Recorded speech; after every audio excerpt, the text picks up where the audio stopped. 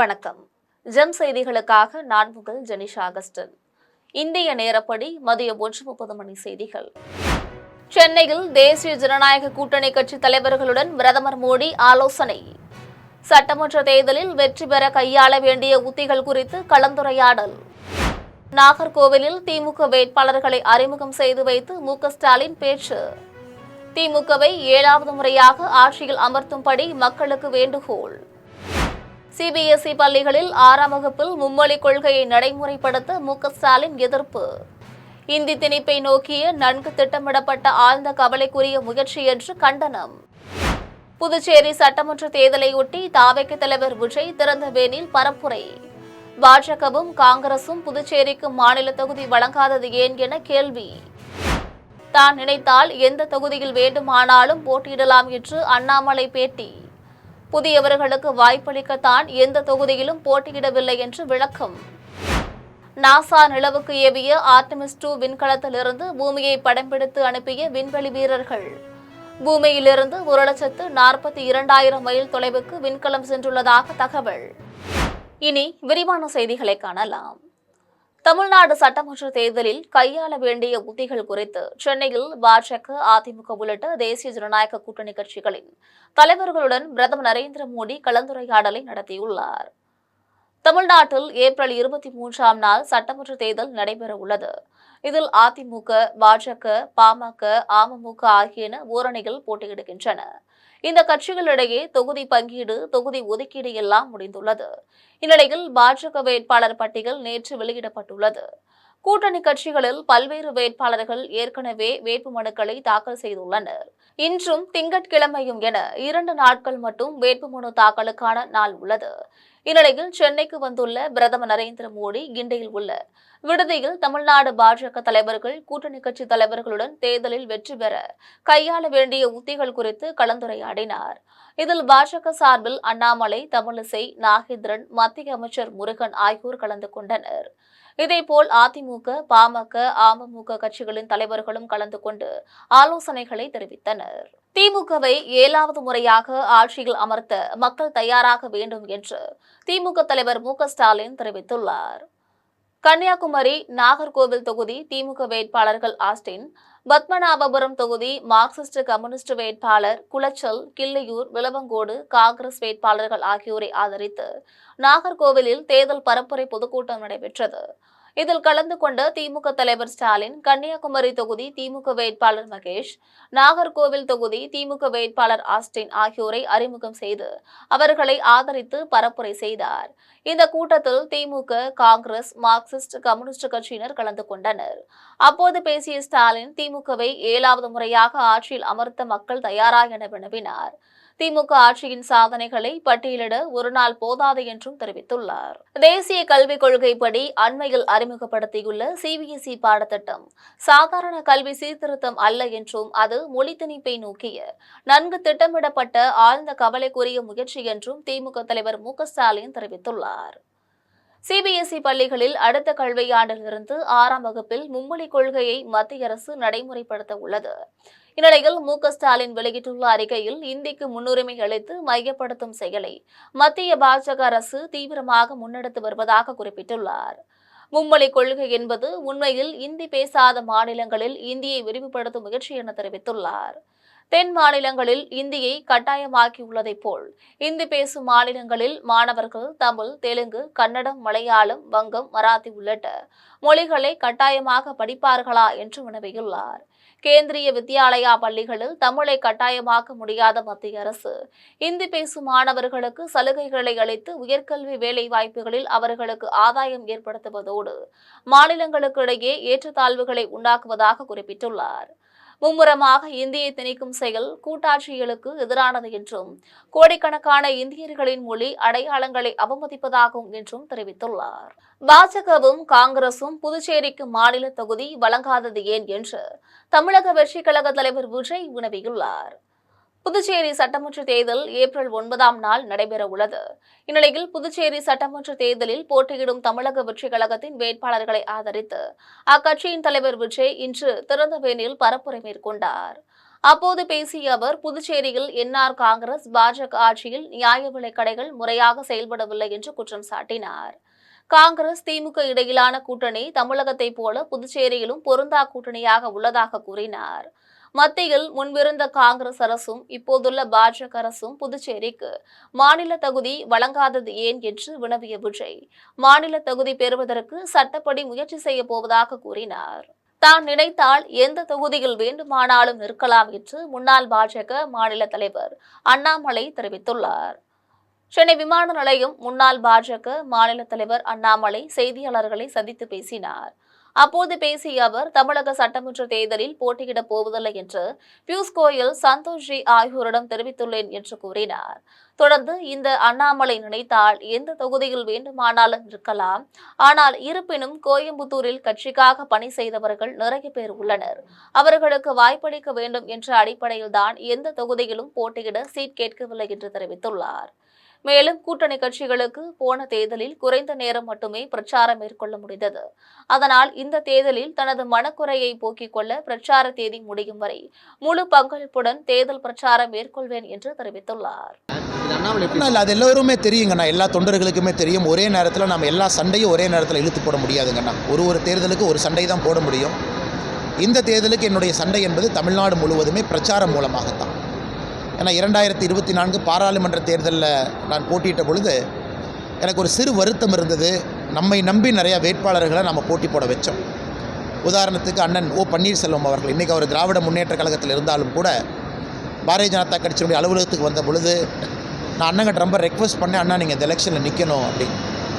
அவரும் அதை ஏற்றுக்கொண்டு சுயேட்சை நின்னாங்கண்ணா. அவருக்கே நம்ம கேம்பெயினிங் அப்படிங்கிறது அரை மணி நேரம் தான் போக முடியுது. அண்ணன் டிடிவி தினகரன் அவர்களுக்கும் நாசா நிலவுக்கு அனுப்பியுள்ள ஆர்டெமிஸ் 2 விண்கலத்திலிருந்து விண்வெளி வீரர்கள் பூமியை படம் பிடித்து அனுப்பியுள்ளனர். அமெரிக்காவின் விண்வெளி ஆராய்ச்சி அமைப்பான நாசா புளோரிடாவிலிருந்து ஆர்டெமிஸ் 2 என்கின்ற விண்கலத்தை நிலவுக்கு அனுப்பியுள்ளது. இந்த விண்கலத்தில் Reid Wiseman, Christina Koch, Jeremy Hansen உள்ளிட்ட 4 பயணம் மேற்கொண்டுள்ளனர். 4 நிலவை நோக்கி பயணம் மேற்கொண்டுள்ள ஆர்டெமிஸ் 2 விண்கலம் இந்திய நேரப்படி பகல் 11:30 மணிக்கு புவியிலிருந்து 1,42,000 மைல் தொலைவுக்கு சென்றுள்ளது. அது நிலவை அடைய இன்னும் 1,32,000 மைல்கள் உள்ளன. இந்நிலையில் ஆர்டெமிஸ் 2 விண்கலத்திலிருந்து விண்வெளி வீரர்கள் புவியை படம் பிடித்து அனுப்பியுள்ளனர். அதில் புவியின் கடற்பரப்பு, நிலப்பரப்பு, மேக கூட்டங்கள், கடல் நீரோட்டங்கள் ஆகியன வெவ்வேறு நிறத்தில் அழகாக காணப்படுகின்றன.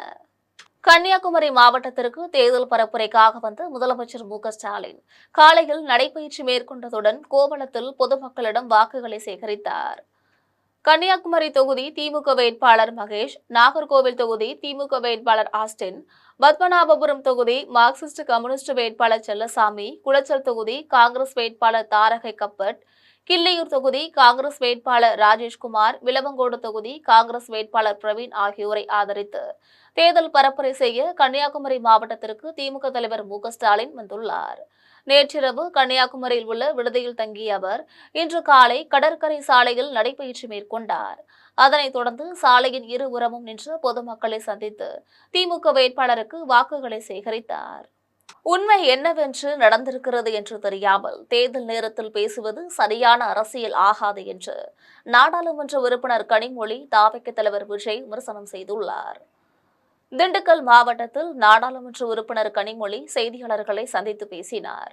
அப்போது தாவேக தலைவர் விஜய் மக்களுக்கு செய்ய முடியாத வாக்குறுதிகளை கொடுப்பதே முதல்வர் ஸ்டாலின் என்று பேசியது குறித்த கேள்விக்கு பதிலளித்த அவர், கடந்த தேர்தலில் முதல்வர் மகளிருக்கு 1000 ரூபாய் தருவேன் என்று வாக்குறுதி அளித்த நிலையில் 1,31,00,000 மகளிர்களுக்கு உரிமை தொகை வழங்கியுள்ளார். இதுபோல முதல்வர் கொடுத்திருக்கக்கூடிய ஒவ்வொரு வாக்குறுதிகளை நிறைவேற்றியுள்ளார் என்று கூறினார்.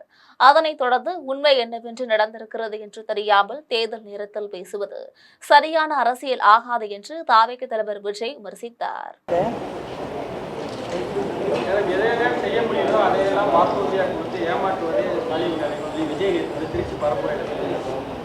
ஆமாங்க, மகளிருக்கு 1000 ரூபாய் உரிமை தொகையாக தருகிறேன் அப்படின்னு முதலமைச்சர் சென்ற தேர்தலில் சொன்னாங்க. அது இன்னைக்கு வரைக்கும் செய்யலையா?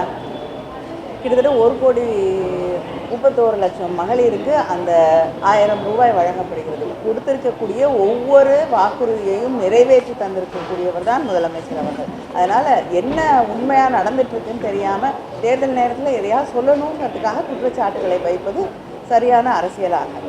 திமுகவும் காவியும் வேறு வேறு அல்ல, எல்லாம் ஒரே கூட்டம் நாங்கள் யாரோட கூட்டணியில் இருக்கணுன்றது அவருக்கு தெரியுமா தெரியாதான்னு தெரியல. வேற ஏதாவது கேட்கணுமா?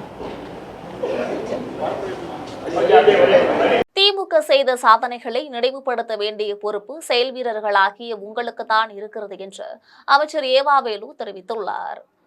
திருவண்ணாமலை மாவட்டம் வந்தவாசி தொகுதியில் நாடாளுமன்ற உறுப்பினர் தரணிவேந்தன் தலைமையில் செயல் வீரர்கள் கூட்டம் நடைபெற்றது. கூட்டத்தில் அமைச்சர் ஏவாவேலு பேசிய போது, வந்தவாசி தொகுதியின் இரு கண்கள் நாடாளுமன்ற உறுப்பினர் தரணிவேந்தன், சட்டமன்ற உறுப்பினர் அம்பேத்குமார் ஆகியோர் தொகுதி வளர்ச்சியில் சிறப்பாக செயல்பட்டு வருகின்றனர். இந்த காரணத்தினால்தான் மீண்டும் 3வது முறையாக அம்பேத்குமாருக்கு முதலமைச்சர் வாய்ப்பு வழங்கப்பட்டிருக்கிறது என்றார். தொடர்ந்து திமுக செய்த சாதனைகளை நினைவுபடுத்த வேண்டிய பொறுப்பு செயல் வீரர்களாகிய உங்களுக்குத்தான் இருக்கிறது என்று தெரிவித்துள்ளார். இதில் தலைமை செயற்குழு உறுப்பினர் சீதாபதி, நகர் செயலாளர் தயாளன், மார்க்சிஸ்ட் கம்யூனிஸ்ட் கட்சி மாவட்ட செயலாளர் செல்வன் உள்ளிட்ட கூட்டணி கட்சிகளின் நிர்வாகிகள் கலந்து கொண்டனர். தமிழக வெற்றி கழகம் பாஜகவின் பி டீமாக செயல்படுகிறது என்று அமைச்சர் ராஜேந்திரன் குற்றம் சாட்டியுள்ளார். சேலம் மாவட்டம் திமுக அமைச்சர் ராஜேந்திரன் தனது அலுவலகத்தில் செய்தியாளர்களை சந்தித்து பேசினார். அப்போது பேசிய அவர், எடப்பாடி பழனிசாமி டெல்லிக்கு அடிமையாகி தமிழக மக்களுக்கு துரோகம் செய்கிறார் என்று குற்றம் சாட்டினார். தொடர்ந்து தேசிய ஜனநாயக கூட்டணி என்பது டப்பா என்ஜின் கூட்டணி. இந்த கூட்டணி தமிழ்நாட்டில் காலை வைத்தால் மத நல்லிணக்கம் சீர்குலையும், சாதி வன்முறைகள் பெருகும், நலத்திட்டங்கள் நிறுத்தப்படும் உள்ளிட்ட போன்ற நிலை ஏற்படும் என தெரிவித்தார். மேலும் தமிழக வெற்றி கழகம் பாஜகவின் பி டீமாக செயல்படுகிறது என்று கூறினார். விவசாயிகள் மகிழட்டும், உட்கட்டமைப்பு மேம்படட்டும், தமிழ்நாடு தலைக்கட்டும் என்கிற 6 முக்கியமான அறிவிப்புகளை வெளியிட்டிருக்கிறார்கள். அதே நேரத்தில் தேர்தல் அறிக்கையில் இல்லத்தரசிகளுக்கு 8000 ரூபாய் மதிப்புள்ள கூப்பன் அறிவித்திருக்கிறார். அது மிகப்பெரிய வரவேற்பை பெற்றுள்ளது. கோவையை பொறுத்தவரையிலும் சரி, தமிழகத்தை பொறுத்தவரையிலும் சரி, திமுக வெற்றி பெறும் என்பதில் எல்லளவும் சந்தேகம் இல்லை என்று திமுக வேட்பாளர் செந்தில் பாலாஜி தெரிவித்துள்ளார். கோவை தெற்கு தொகுதி கோட்டைமேட்டில் உள்ள பள்ளிவாசல் அருகில் திமுக வேட்பாளர் செந்தில் பாலாஜி கூட்டணி கட்சிகளுடன் பிரச்சாரம் மேற்கொண்டு வாக்கு சேகரிப்பில் ஈடுபட்டார். தொடர்ந்து அவர் செய்தியாளர்களை சந்தித்து பேசினார். அப்போது பேசிய அவர், தனது தொகுதி வளர்ச்சியில் சிறந்த கவனம் செலுத்தி தொகுதியின் வளர்ச்சிக்காக நிச்சயமாக பாடுபடுவேன் என்று உறுதியளித்தார். இதையடுத்து தமிழக வெற்றி கழக வேட்பாளருக்கு பல்வேறு இளைஞர்கள் வரவேற்பு வழங்குவது தொடர்பான கேள்விக்கு பதிலளித்தவர்கள், அவர்கள் முதல் தேர்தலை சந்திக்கிறார்கள் என்றும் தேர்தல் முடிந்த பிறகு எவ்வளவு வாக்கு வாங்குகிறார்கள் என பார்ப்போம் என்றும் தெரிவித்துள்ளார்.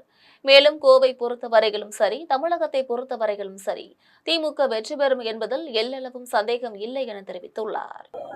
2021ஆம் ஆண்டு ஆட்சி பொறுப்பேற்று சென்னை தவிர மற்ற மாவட்டங்களுக்கு அதிக முறை சுற்றுப்பயணம் செய்த பெருமைக்குரிய மாவட்டம் கோவை மாவட்டம். 2021 சட்டமன்ற தேர்தலில் 10 தொகுதியிலும் நாங்கள் வெற்றி வாய்ப்பு இழந்திருந்தாலும் கூட எதிர்க்கட்சி ஆளுங்கட்சி என்று வித்தியாசம் பார்க்காமல் கோவையில் இருக்கக்கூடிய நம்முடைய கோவை மாவட்டத்திற்கு அதிக முறை வருகை தந்து அரசு திட்டங்களை, அரசு நிகழ்ச்சிகளில் கலந்து கொண்டு நலத்திட்டங்களை வழங்கி பல்வேறு திட்டப்பணிகளுக்கு அடிக்கல் நாட்டி முடிந்த பணிகளையும் திறந்து வைத்திருக்கின்றார்கள். அதனால் 234 தொகுதியினுடைய வேட்பாளரும் மாண்பு முதலமைச்சர்கள் தான். 234 தொகுதிகளுக்கும் ஒரு சேரத்தான் மாண்பு முதலமைச்சர்கள் திட்டங்களை வழங்கி கொண்டிருக்கின்றார்கள். அந்த வகையில் இன்னொன்று நீங்கள் சிறப்பாக கவனிச்சிருப்பீங்க உரையில்.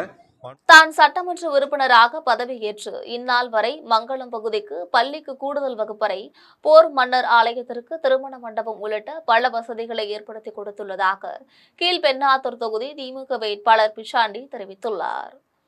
திருவண்ணாமலை மாவட்டம் மங்களத்தில் உள்ள போர் மன்னர் லிங்கேஸ்வரர் கோவிலில் கீழ்பெண்ணாத்தூர் தொகுதி திமுக வேட்பாளர் பிச்சாண்டி சாமி தரிசனம் செய்தார். இதன் பின்னர் மேலதாளங்கள் முழங்க அப்பகுதி மக்கள் அவருக்கு உற்சாக வரவேற்பு அளித்தனர். இதனைத் தொடர்ந்து திமுக வேட்பாளர் பிச்சாண்டி பிரச்சாரத்தில் பேசியபோது, அதிமுக ஆட்சியில் மங்களம் பகுதிக்கு எந்தவித திட்டங்களும் கொண்டு வரவில்லை என்றும், தான் சட்டமன்ற உறுப்பினராக பதவியேற்று இந்நாள் வரை மங்களம் பகுதிக்கு பள்ளிக்கு கூடுதல் வகுப்பறைகள், போர் மன்னர் ஆலயத்திற்கு திருமண மண்டபம் உள்ளிட்ட பல வசதிகளை ஏற்படுத்தி கொடுத்ததாக தெரிவித்துள்ளார். சாராயம் மற்றும் கஞ்சா புழக்கம் அதிகமானதால் பெண்களின் பாதுகாப்பு பாதிக்கப்பட்டுள்ளது என்று பாமக தலைவர் அன்புமணி குற்றம் சாட்டியுள்ளார். செங்கல்பட்டு மாவட்டம் திருக்கழுக்குன்றம் பேருந்து நிலையம் அருகில் தேசிய ஜனநாயக கூட்டணி சார்பில் பாட்டாளி மக்கள் கட்சித் தலைவர் அன்புமணி தனது ஆதரவாளரை ஆதரித்து தேர்தல் பரப்புரை மேற்கொண்டார். அப்போது பேசிய அவர், உங்களுடைய பிள்ளைகள், உங்களுடைய பேர பிள்ளைகளுக்கு அவர்களுடைய எதிர்காலத்திற்கு முக்கியமான தீர்வு வேண்டும் என்றால் திமுக ஆட்சியை நாம் எல்லோரும் சேர்ந்து விரட்டியடிக்க வேண்டும் என்று தெரிவித்துள்ளார். தொடர்ந்து தமிழ்நாட்டில் பெண்களுக்கு பாதுகாப்பு கிடையாது என்றும், சாராயம் மற்றும் கஞ்சா புழக்கம் அதிகமானதால் பெண்களின் பாதுகாப்பு பாதிக்கப்பட்டுள்ளது என்றும் குற்றம் சாட்டினார். தமிழகத்தில் 10 ஆண்டு காலம் அதிமுக ஆட்சியில் சட்டம் ஒழுங்கு சிறப்பாக இருந்தது என்று அதிமுக முன்னாள் அமைச்சர் விஜயபாஸ்கர் பெருமிதமாக தெரிவித்துள்ளார். கரூர் தொகுதி சின்னாண்டாங்கோவில் பகுதியில் அதிமுக வேட்பாளரும் முன்னாள் அமைச்சருமான விஜயபாஸ்கர் கூட்டணி கட்சிகளுடன் பரப்புரை மேற்கொண்டு இரட்டை இலை சின்னத்திற்கு வாக்குகளை சேகரித்தார். அப்போது பேசிய அவர், தமிழகத்தில் 10 ஆண்டு காலம் அதிமுக ஆட்சியில் சட்டம் ஒழுங்கு சிறப்பாக இருந்தது என்று தெரிவித்துள்ளார். தொடர்ந்து முன்னாள் முதலமைச்சர் ஜெயலலிதா கொண்டு வந்த திட்டங்கள் அனைத்தையும் முதலமைச்சராக செயல்பட்ட எடப்பாடி பழனிசாமி தொடர்ந்து செயல்படுத்தினார். ஆனால் அதன் பிறகு ஆட்சிக்கு வந்த திமுக அனைத்து திட்டங்களையும் நிறுத்திவிட்டது என்று குற்றம் சாட்டினார்.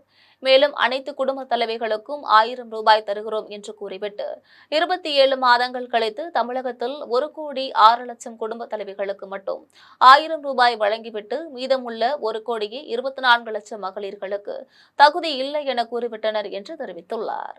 தமிழக வெற்றி கழக ஓட்டுகள் திமுகவை பாதிக்காது, திமுக அதிக வாக்கு வித்தியாசத்தில் வெற்றி பெறும் என்று திமுக வேட்பாளர் தருண் தெரிவித்துள்ளார். சேலம் மாவட்டம் வீரபாண்டி தொகுதி கொண்டாலாம்பட்டியில் திமுக வேட்பாளர் தருண் செய்தியாளர்களை சந்தித்து பேசினார். அப்போது பேசிய அவர், மத்திய பாஜக அரசாங்கம் தமிழகத்திற்கு போதுமான நிதியை வழங்காமல் தமிழகத்தை வஞ்சித்து வருவதாகவும், குறிப்பாக நீட் உள்ளிட்ட பிரச்சினைகளை தமிழக மக்களுக்கு எதிராக செயல்பட்டு உள்ளது எனவும் தெரிவித்துள்ளார். தொடர்ந்து தமிழக வெற்றி கழக ஓட்டுகள் திமுகவை பாதிக்காது, எனவே வீரபாண்டி தொகுதியில் திமுக அதிக வாக்கு வித்தியாசத்தில் வெற்றி பெறும் என்று கூறினார். மேலும் வீரபாண்டி தொகுதியில் கூட்டு குடிநீர் திட்டம் அனைத்து பகுதிகளுக்கும் வழங்கப்படும் என்பது உள்ளிட்ட பல்வேறு திட்டங்கள் நிறைவேற்றி வைக்கப்படும் என்று வாக்குறுதி அளித்தார். பொதுவாக இப்பொழுது இந்த எங்களுடைய கழக தோழர்கள், ஒன்றிய கழக செயலாளர்கள், கழக நிர்வாகிகள் அவர்களோடு செல்லும் பொழுது பொதுமக்களிடத்தில் நல்ல வரவேற்பு இருக்குது. தேடி கவனிக்கிறாங்க. நாங்கள் துண்டை போட்டுட்டு போகும்போது திமுக வேட்பாளர் அப்படின்னு தேடி கவனிக்கிறாங்க. அதற்கு என்னை பொறுத்தளவில் தலைவர் அவர்களோட ஆட்சியின் சாதனைகள் தான். குறிப்பாக இந்த தொகுதியிலும் பல லட்சம் பேர்களுக்கு நலத்திட்ட உதவிகள், அது மகளிர் உரிமை தொகையாக இருந்தாலும் சரி, நம்மளுடைய மருத்துவத்துறையை சேர்ந்த இல்லம் தேடி மருத்துவம் இருந்தாலும் சரி, பல்வேறு பட்டாக்களை இதுவரைக்கும் வரலாற்றே இல்லாத அளவுக்கு ஒருங்கிணைந்த சேலம் மாவட்டமாக இருந்தாலும் சரி, வீரபாண்டி சட்டமன்ற தொகுதியாக இருந்தாலும் சரி, கிட்டத்தட்ட 30 ஆண்டு காலமாக பட்டா பிரச்சனை பெருசாக இருந்தது. அதை கழக தலைவர்கள் எங்களுடைய கழக தோழர்களுடைய அனைத்து உறுதுணையோடும் நிவர்த்தி செய்திருக்கிறார். இதெல்லாம் ஒரு நல்ல வரவேற்பு பொதுமக்கள் மத்தியில் இருக்கு. பிரதமர் மோடியிடம் தற்போது அதிமுக ஒட்டுமொத்தமாக அடமானம் வைத்து விட்டார்கள் என சட்டமன்ற உறுப்பினரும் விளாத்திக்குளம் சட்டமன்ற தொகுதி திமுக வேட்பாளருமான மார்க்கண்டேயன் தெரிவித்துள்ளார். தூத்துக்குடி மாவட்டம் விளாத்திக்குளம் சட்டமன்ற தொகுதி திமுக வேட்பாளர் மார்க்கண்டேயன் மேலகரந்தை தேர்தல் பிரச்சாரத்தில் ஈடுபட்டார். அப்போது அவர் பிரச்சாரத்தில் பேசியபோது, அதிமுகவை நம்பகத்தன்மை இல்லாத கட்சியாக மாற்றிவிட்டார்கள் என்றும், மறைந்த முன்னாள் முதல்வர் ஜெயலலிதா அவர்களால் பரதன் என புகழப்பட்டு நல்லாட்சியை வழங்கிய பன்னீர்செல்வத்தை தற்போது கட்சி வேட்டியை கூட கட்டக்கூடாது என்று கூறி அவமானப்படுத்துகிறார்கள் என்றும் குற்றம் சாட்டினார். தற்போது பிரதமர் மோடியிடம் அதிமுகவை ஒட்டுமொத்தமாக அடமானம் வைத்து விட்டார்கள் என்றார். கிராம மக்கள் அனைவரும் தனக்கு வாக்களிக்குமாறு கேட்டுக்கொண்டார். முன்னதாக வேட்பாளர் பிரச்சாரத்திற்கு காலதாமதமாக வந்ததால் பொதுமக்களிடம் மன்னிப்பு கேட்டார். திருத்துறைப்பூண்டி தொகுதியில் மீதமுள்ள அனைத்து திட்டங்களை விரைந்து முடித்திட தனக்கு மீண்டும் வாக்களித்து வெற்றி பெற செய்ய வேண்டும் என்று கம்யூனிஸ்ட் கட்சி வேட்பாளர் மாரிமுத்து பொதுமக்களிடம் கேட்டுக்கொண்டார். திருவாரூர் மாவட்டம் திருத்துறைப்பூண்டி தொகுதி கோட்டூரில் மதசார்பற்ற முற்போக்கு கூட்டணி சார்பில் செயல் வீரர்கள் கூட்டம் நடைபெற்றது. கூட்டத்தில் கம்யூனிஸ்ட் கட்சி வேட்பாளர் மாரிமுத்து பேசியபோது, முத்துப்பேட்டையில் அரசு கலைக்கல்லூரி, திருத்துறைப்பூண்டியில் விளையாட்டு அரங்கம் உள்ளிட்ட பல்வேறு திட்டப் பணிகளை தன்னால் முடிந்தவரை மேம்படுத்தி வந்துள்ளேன் என்று தெரிவித்துள்ளார். தொடர்ந்து மீதமுள்ள திட்டப்பணிகளை விரைந்து முடித்திட தனக்கு மீண்டும் வாக்களித்து பெருவாரியான வாக்கு வித்தியாசத்தில் வெற்றி பெற செய்ய வேண்டும் என கேட்டுக் கொண்டார். இந்நிகழ்ச்சியில் கூட்டணி கட்சி நிர்வாகிகள் கலந்து கொண்டனர். நியாய விலை கடைகளில் தேங்காய் எண்ணெய் விற்க நடவடிக்கை எடுக்கப்படும் என்று வால்பாறை தொகுதி திமுக வேட்பாளர் சுதாகர் தெரிவித்துள்ளார். கோவை மாவட்டம் வால்பாறை திமுக வேட்பாளர் சுதாகர் திமுக நிர்வாகிகளையும் கூட்டணி கட்சி நிர்வாகிகளையும் சந்தித்து ஆதரவு திரட்டி வருகிறார். ஆனைமலை, சுப்பை கவுண்டன்புதூர் ஆகிய பகுதிகளில் உள்ள திமுக நிர்வாகிகளை சந்தித்து ஆதரவு திரட்டினார். இதனைத் தொடர்ந்து செய்தியாளர்களிடம் பேசிய வேட்பாளர் சுதாகர், வால்பாறை தேயிலை தோட்ட தொழிலாளர்களுக்கு குறைந்தபட்ச கூலியாக 600 ரூபாய் பெற்றுத் தரப்படும் என்றும், தொழிலாளர்களுக்கு அடுக்குமாடி குடியிருப்பு கட்டி தரப்படும் என்றும் உறுதியளித்தார். தென்னை விவசாயிகளின் நீண்ட நாள் கோரிக்கையை நிறைவேற்ற தேங்காய் எண்ணெயை நியாய விலைக் கடையில் விற்க நடவடிக்கை எடுக்கப்படும் என்றும் தெரிவித்துள்ளார். தென்னை சாகுபடி மிக அதிகமாக உள்ளது. இந்த தென்னை சாகுபடியில் ரேஷன் கடையில் ஃபார்மாயிலுக்கு பதிலாக தேங்காய் எண்ணெயை கொடுக்க வேண்டும் என்று என்னுடைய குரலாகத்தான் இருக்கும். அது கீழ்ப்பகுதியில் அரசு கல்லூரி மற்றும் தொழில்நுட்ப கல்லூரி இல்லை என்ற கோரிக்கை வந்துள்ளது. முதலில் நான் வெற்றி பெற்று சென்றால் கீழ்ப்பகுதியில் உள்ள ஆனமலை பகுதியில் அரசு தொழில்நுட்ப கல்லூரி மற்றும் கலை மற்றும் அறிவியல் கல்லூரி உடனடியாக செய்து தரப்படும். வால்பாறை மேல் பகுதியில் சட்டமன்ற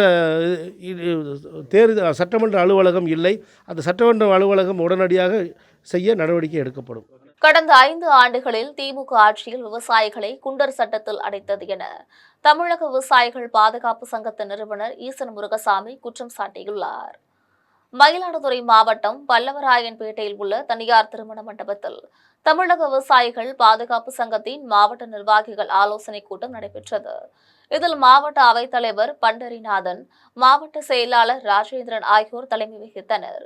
கூட்டம் முடிந்த பிறகு சங்கத்தின் நிறுவனர் ஈசன் முருகசாமி செய்தியாளர்களை சந்தித்து பேசிய போது, சட்டப்பேரவை தேர்தலில் திமுகவை புறக்கணிக்க வேண்டும் என்பதற்கான 36 காரணங்களை முன்வைத்து தமிழக விவசாயிகள் பாதுகாப்பு சங்கம் சார்பில் பரப்புரை தொடங்கியுள்ளதாக தெரிவித்துள்ளார். கடந்த 5 ஆண்டுகளில் திமுக ஆட்சியில் விவசாயிகளை குண்டர் சட்டத்தில் அடைத்தது என்றும், அறவழியில் போராடிய விவசாயிகளை சிறையில் அடைத்தது என்றும் குற்றம் சாட்டினார். விவசாயிகளுக்கு நன்மை செய்யாமல் ஊழல் மட்டுமே திமுக அரசு செய்துள்ளது என்றார். அதிமுக தேர்தல் அறிக்கை 50% வரவேற்கத்தக்கதாக உள்ளது என்றும், திமுக தேர்தல் அறிக்கையில் எதுவுமே கிடையாது என்றும் தெரிவித்துள்ளார். ஆக ஒட்டுமொத்தமா வருஷம் 30,000 கோடி இவங்க மானிய திட்டம் அப்படிங்கிற பேர்ல விவசாயிகளுக்கு இந்த விதையை வழங்குறோம், உரத்தை வழங்குறோம், தார்ப்பை வழங்குறோம், மண்வெட்டி கொடுக்குறோம், பவர் ஸ்பேர் கொடுக்குறோம்னு சொல்லி பெரிய ஊழல் பண்ணியிருக்கிறாங்க. அது இந்த 5 வருஷத்துல இந்த டிராக்டர், இந்த டில்லர் கொடுத்த மிஷின், இயந்திரங்கள் கொடுக்கறதுல பாத்தீங்கன்னா கடுமையான ஊழல். அதுக்கு முன்னாடி வரைக்கும் அதுக்கு ஆன்லைன்ல வந்து நாங்க அப்லோட் பண்ணிக்குவோம், சீனியாரிட்டி இருக்கும், வெப்சைட்ல பாத்துக்கலாம். ஆனா இந்த 5 வருஷத்துல ஆஃப்லைன் சொல்லிட்டு ஒன்றியத்தை கொண்டு 2 லட்சம் ரூபாய் கொடுத்து பரிந்துரை கடிதம் கொடுத்தா டிராக்டர் கிடைக்கும். கன்னியாகுமரி மாவட்டம் தென்தாமரை குளத்தில் வீட்டில் தனியாக இருக்கும் பெண்ணிடம் விசாரணை பெயரில் நள்ளிரவு 12 மணிக்கு வீட்டுக்கு சென்ற காவல்துறையினர் மீது நடவடிக்கை எடுக்க கோரி மாவட்ட காவல் கண்காணிப்பாளர் அலுவலகத்தில் புகார் அளிக்கப்பட்டுள்ளது. கன்னியாகுமரி மாவட்டம் தென்தாமரை குளத்தில் தமயந்திக்கும் மற்றொருவருக்கும் பணம் கொடுக்கல் வாங்கலில் தகராறு எழுந்துள்ளது. இதனால் தமயந்தி மகள் தன்னுயிரை மாய்க்க முயன்றுள்ளார். இது தொடர்பாக தென்தாமரை குளம் காவல் நிலையத்தில் வழக்கு பதிவு செய்தனர். இந்நிலையில் வழக்கு தொடர்பாக தமயந்தி காவல் நிலையத்திலிருந்து எப்பொழுது அழைத்தாலும் அழைப்பை ஏற்று பதில் கூறி வந்துள்ளார். இந்நிலையில் தமயந்தியும் அவரது மகளும் வீட்டில் தனியாக வசித்து வருவதை தெரிந்த காவலர்கள் விசாரணை என்ற பெயரில் நள்ளிரவு 12 மணிக்கு வீட்டுக்கு சென்றுள்ளனர். இதனால் அச்சமடைந்த தமயந்தி வீட்டிலிருந்து வெளியே வராமல் அச்சத்துடன் வீட்டின் உள்ளேயே இருந்து வந்துள்ளார். இது தொடர்பாக தமயந்தி மாவட்ட காவல் கண்காணிப்பாளர் அலுவலகத்தில் புகார் மனு அளித்துள்ளார். அதில் ஆண் துணை இல்லாமல் தானும் தன் மகளும் மட்டும் தனிமையில் வசித்து வருவதை தெரிந்து நள்ளிரவில் 12 மணிக்கு தனது வீட்டுக்கு காவலர்கள் வந்தது அச்சுறுத்தலாக உள்ளதாக தெரிவித்துள்ளார். அத்தகைய காவலர்கள் மீது தக்க நடவடிக்கை எடுக்க வேண்டும் என அந்த மனுவில் கூறியுள்ளார். அதுல சம்பந்தப்பட்ட நபர்கள் என்ன பண்றாங்க, 13ஆம் தேதி வந்து பிரச்சனை பண்றாங்க வீட்டுல வந்து. நாங்க வந்து இது சம்பந்தமா நாங்க கோர்ட்டுக்கு தான் போனோம். ஆனா அவங்க வந்து 14ஆம் தேதி வந்து வீட்டு முன்னாடி வந்து ரொம்ப பிரச்சனை பண்றாங்க. இது பிள்ளையெல்லாம் சேர்த்து ரொம்ப அசிங்கம் பேசுறாங்க. பிள்ளை வந்து மனசுடைஞ்சு 15ஆம் தேதி சூசைட் பாய்சன் அடிச்சுட்டாங்க. நான் அப்போ வந்து ஆசாரிப்பள்ளம் ஹாஸ்டல்ல இருந்து அட்மிட் ஆகி சீரியஸான நிலைமையில நாங்க வந்து எஃப்ஐஆர் போட்டு எஸ்பி ஆபீஸ்ல வந்து நான் நடந்த சம்பவத்தெல்லாம் சொல்லி அவங்கள வந்து அரெஸ்ட் பண்ண சொல்லி நான் வேண்டி கேட்டுட்டு போனேன். அவங்க பண்றேன்னு தான் சொன்னாங்க. ஆனா இது வரைக்கும் எந்த நடவடிக்கையும் பண்ணல. திருப்பத்தூர் மாவட்டம் ஆம்பூர் அருகே குடும்ப தகராறில் மாமனாரை நாட்டு துப்பாக்கியால் சுட்டுக் கொன்றுவிட்டு தப்பி ஓடிய திமுக பிரமுகர் மகனை காவல்துறையினர் தேடி வருகின்றனர். ஆம்பூர் அடுத்த தேவாலாபுரத்தை சேர்ந்த ரவி மாட்டு வண்டி ஓட்டி வந்தார். இவரது மகள் பிரீத்தியை அதே ஊரை சேர்ந்த வெல்டிங் தொழிலாளி சதீஷ் காதலித்து திருமணம் செய்து கொண்டார். சதீஷின் தாய் குமுதா திமுக கிளை செயலாளர் ஆவார். சதீஷ் பிரீத்தி இணையருக்கு 4 வயது மகனும் 4 மாத பெண் குழந்தையும் உள்ளனர். சதீஷிற்கு ஏற்கனவே திருமணமாகி முதல் மனைவிக்கு 2 குழந்தைகள் உள்ள நிலையில் கருத்து வேறுபாடு காரணமாக முதல் மனைவி குழந்தைகளுடன் அதே பகுதியில் சதீஷின் தந்தை வீட்டில் வசித்து வருகிறார். குடிப்பழக்கத்திற்கு ஆளான சதீஷுக்கும் பிரீத்திக்கும் அடிக்கடி தகராறு ஏற்பட்டதால் பிரீத்தியின் தந்தை வீட்டிற்கு சென்று தங்கியுள்ளார். இந்நிலையில் சதீஷ் தனது மனைவியின் வீட்டிற்கு சென்று தகராறு செய்துள்ளார். அப்போது பிரீத்தியின் தந்தை ரவி தட்டி கேட்டுள்ளார். இதனால் ஆத்திரமடைந்த சதீஷ் தனது வீட்டிற்கு சென்று நாட்டு துப்பாக்கி எடுத்து வந்த மாமனார் ரவியை சுட்டுக் கொன்றுவிட்டு தப்பி ஓடிவிட்டார். இதுகுறித்து தகவல் அறிந்த உமராபாத் காவல்துறையினர் ரவியின் உடலை கூராய்வுகளுக்கு ஆம்பூர் அரசு மருத்துவமனைக்கு அனுப்பி வைத்தனர். தப்பி ஓடிய சதீஷை போலீசார் தேடி வருகின்றனர்.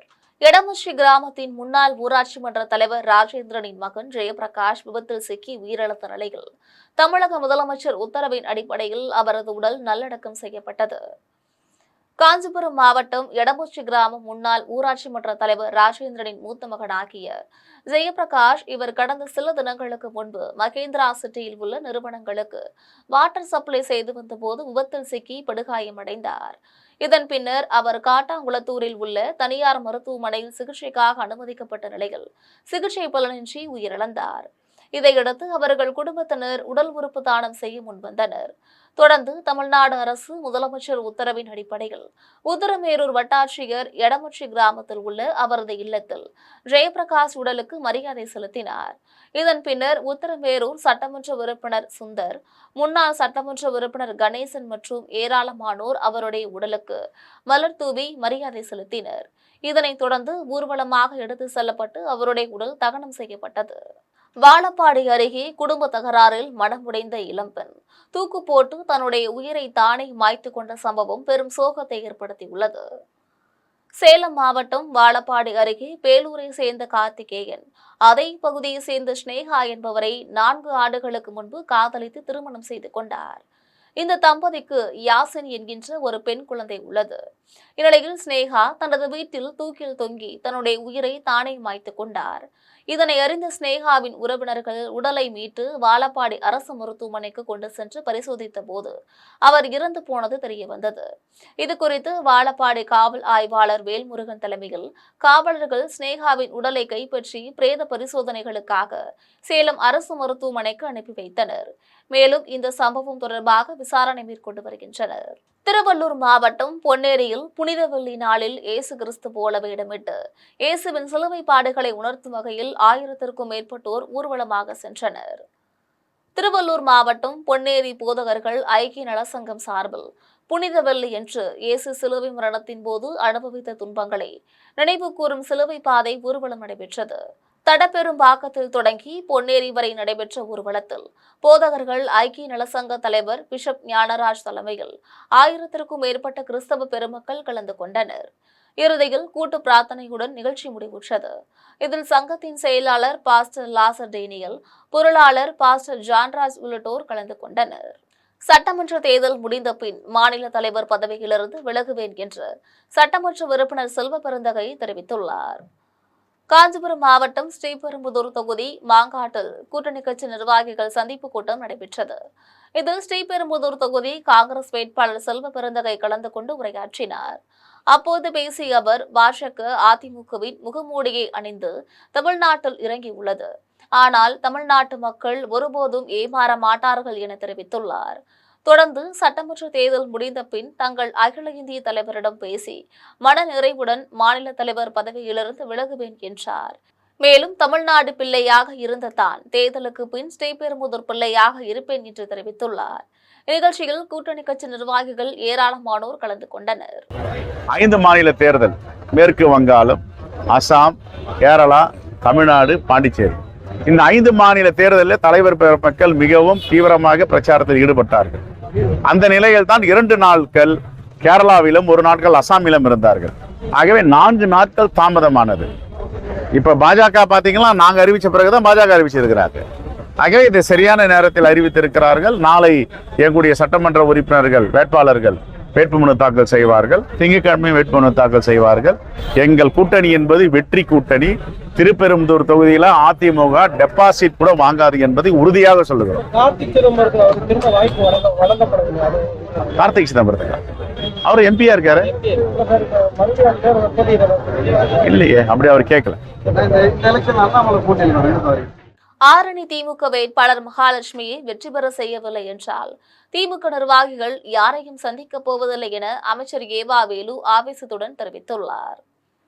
திருவண்ணாமலை மாவட்டம் ஆரணியில் திமுக தேர்தல் அலுவலகத்தை அமைச்சர் ஏவா வேலு ரிப்பன் வெட்டி திறந்து வைத்தார்.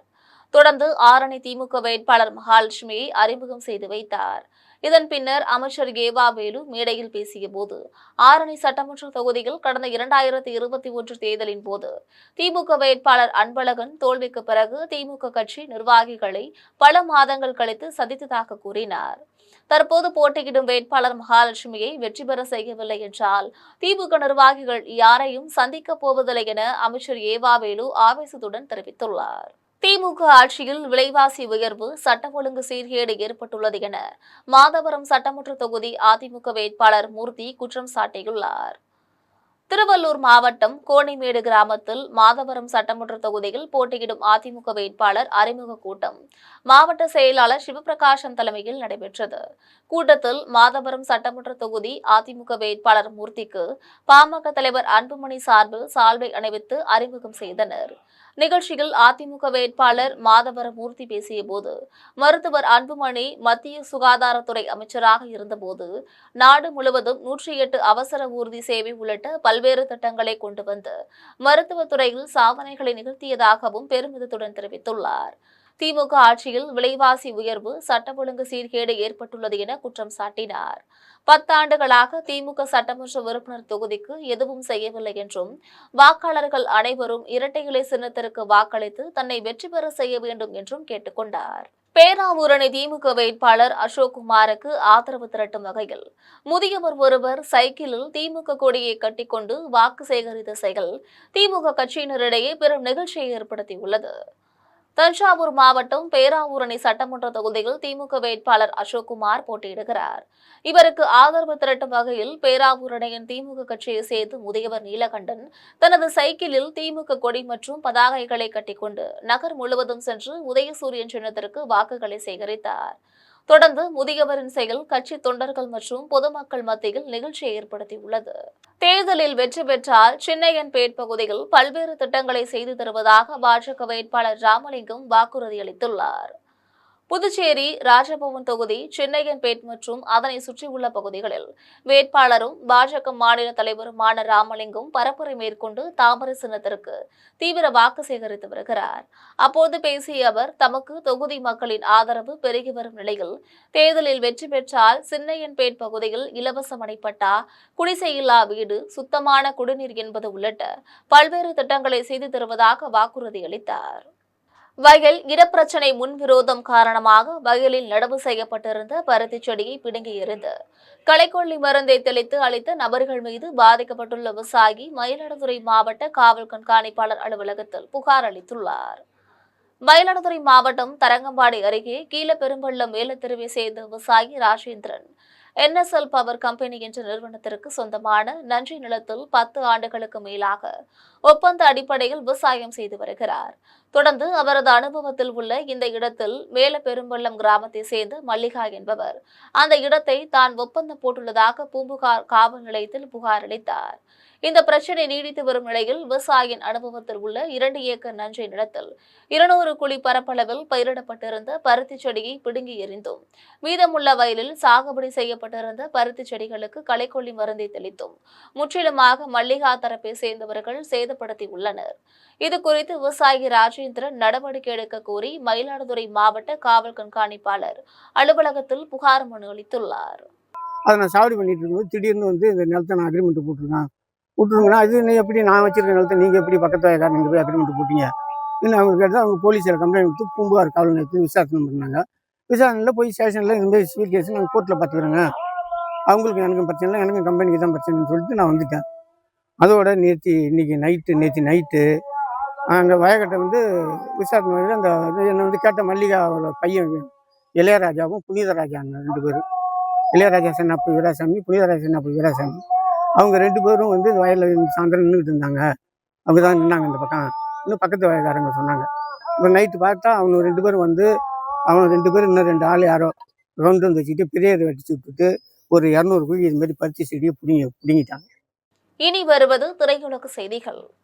பிரபல நடிகர் ஆர்யா நடிக்கும் மிஸ்டர் எக்ஸ் என்ற திரைப்படம் ஏப்ரல் மாதம் வெளியாக உள்ளதாக படக்குழுவினர் தெரிவித்துள்ளனர். பிரபல நடிகர் ஆர்யா நான் கடவுள், மதராசப்பட்டினம், அவன் இவன், சார்பட்டா பரம்பரை உள்ளிட்ட பல வெற்றி படங்களில் நடித்துள்ளார். தொடர்ந்து அவர் தற்போது மிஸ்டர் எக்ஸ் என்ற புதிய படத்தில் நடித்துள்ளார். இயக்குனர் மனு ஆனந்த் இயக்கத்தில் திபுனினன் தாமஸ் இப்படத்திற்கு இசையமைத்துள்ளார்.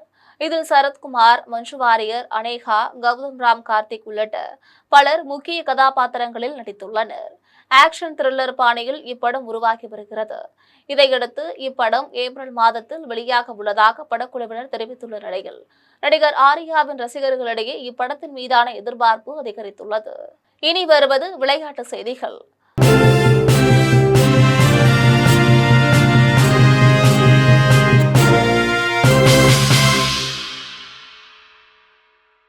ஐபிஎல் 20 ஓவர் கிரிக்கெட் தொடரின் 8வது போட்டியில் டெல்லி கேபிட்டல்ஸ், மும்பை இந்தியன்ஸ் அணிகள் மோதுகின்றன. டெல்லியில் உள்ள அருண் ஜெட்லி மைதானத்தில் 19வது ஐபிஎல் 20 ஓவர் கிரிக்கெட் தொடரின் 8வது போட்டி நடைபெறுகிறது. இந்த போட்டியில் டெல்லி கேபிட்டல்ஸ், மும்பை இந்தியன்ஸ் அணிகள் மோதுகின்றன. இதில் டெல்லியின் கேப்டன் அக்ஷர் பட்டேல் தலைமையிலான வீரர்களும் மும்பை அணியின் கேப்டன் ஹர்திக் பாண்டியா தலைமையிலான வீரர்களும் பங்கேற்கின்றனர். எனவே இவ்விரு அணிகளும் முதல் போட்டியில் வென்றுள்ளதால் இன்றைய போட்டியில் யார் வெற்றி பெறுவார் என்று ரசிகர்களிடையே மிகப்பெரிய எதிர்பார்ப்பாக அமைந்துள்ளது. இனி வருவது தங்கம், வெள்ளி மற்றும் பங்கு சந்தை விலை நிலவரம்.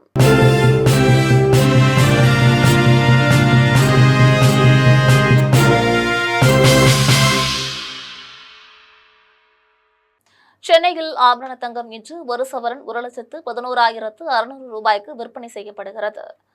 சென்னையில் இன்று ஆபரண தங்கத்தின் விலை கிராமிற்கு 100 ரூபாய் அதிகரித்து 13,950 ரூபாய்க்கு விற்பனை செய்யப்படுகிறது.